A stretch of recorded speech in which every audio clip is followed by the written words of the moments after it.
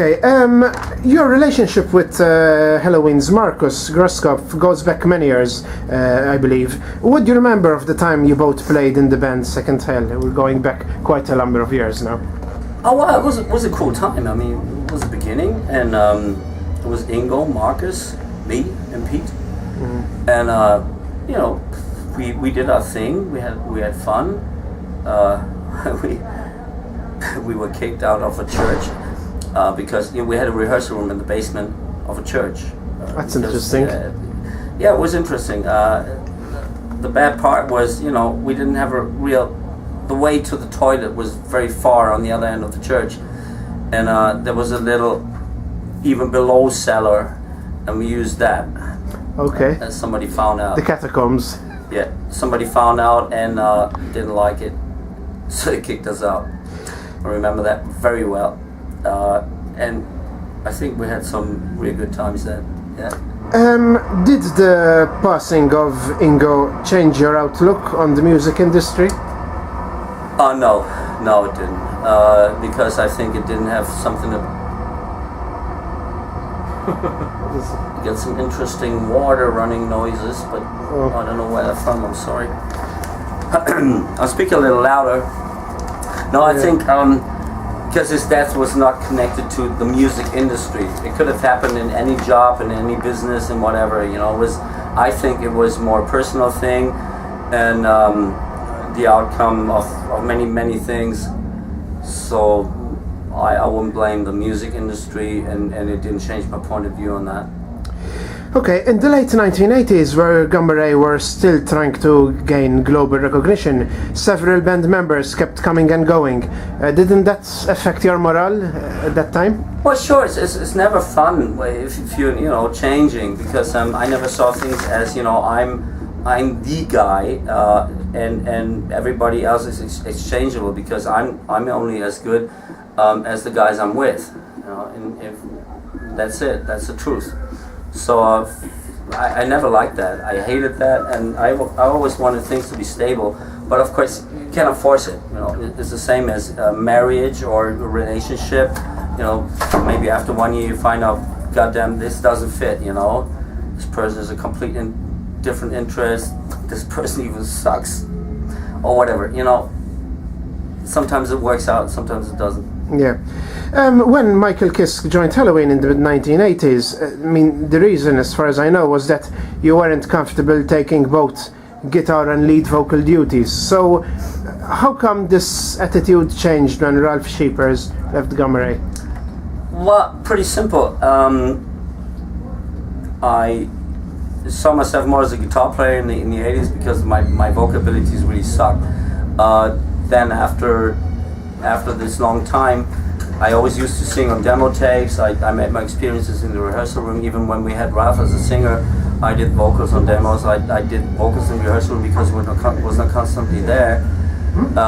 So I got better, I got more used to it, and it felt kind of more natural to me, and even I had more experience on the guitar to handle both at the same time.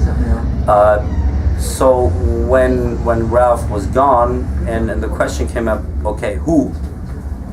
It was, okay, who? Yeah, there was nobody we really could fancy. Mm-hmm. So, and the guys were used to me singing in the rehearsal room everywhere. So they asked me, "Did you dare? Why wouldn't you do it?" And I was kind of happy they asked, because I had the feeling too that I could do it. But I needed that background, get some confirmation that they trust me. The band gave you the support for that. Yeah, absolutely. And I needed that to be confident. Sure, on Land of the Free, the first album I recorded again, I was kind of shitting my pants because it was a comparison to Ralph and everything. And yeah. So what about... people just don't take me seriously.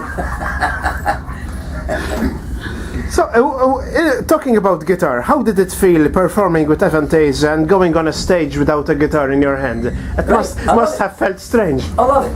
I like it. Even though, I did it with Storm Warrior when we did this old Halloween shit stuff. I like it, but it kind of feels a bit naked to me because I'm not so used to it. But I could get used to it. Let's put it that way. Okay.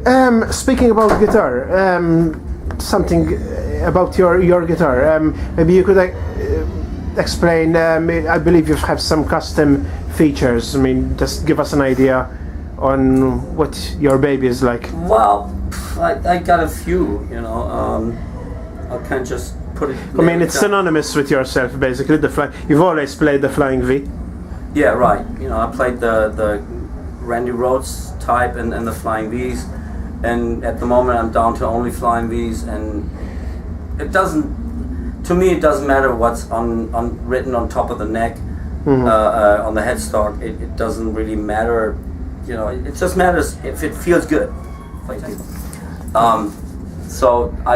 To me, it just matters if it feels good. If I see a guitar and say, I could like that, it looks good, it kind of looks like I would like to have it on my body, and I take it and it goes, I feel it, you know, just feel the neck and the body, and it either belongs to me or not, and that's why I choose. It's something you have to feel. You can't maybe say in words too much. You've got no. I don't want to. You know, specifications with neck width and whatever pickups and stuff. Sure, I have my preferences, but it doesn't all matter. In the end, it comes out of the fingers, and if the fingers feel well, it sounds good.